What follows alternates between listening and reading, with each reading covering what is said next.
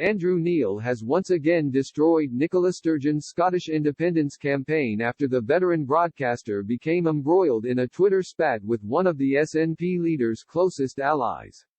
The veteran broadcaster is a strong opponent of the push from Scotland's First Minister for the country to be split from the rest of the UK. He has consistently taken to Twitter to make his point on this clear and has often highlighted a number of facts that he claims would see Scotland a lot worse off as an independent country. Now Mr. Neil has hit back again in an exchange with Ms. Sturgeon's Europe Secretary Mike Russell, pointing towards Scotland's huge deficit as a major barrier for pushing for independence and possibly rejoining the European Union at a later stage.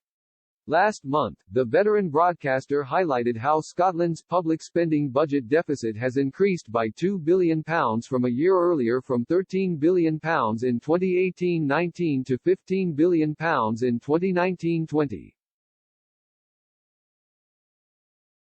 In a long-running Twitter exchange with Mr. Russell, he replied, "No ranting old sport.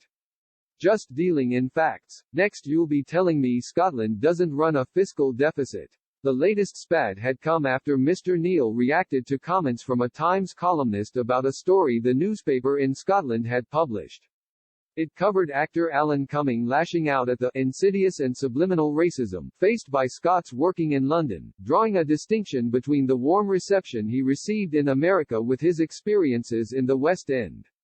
Times columnist David Aaronovitch reacted on Twitter, Two things. 1. I've never noticed even the tiniest frisson of anti-Scottishness in London theatre audiences, though can't swear it doesn't happen. 2. In my experience American audiences are far warmer to everybody than London ones. Mr. Neil agreed with both points, and reacted by describing the accusation there is anti-Scottish racism in London as nonsense, adding it was a fiction designed purely to promote a particular nationalist grievance narrative.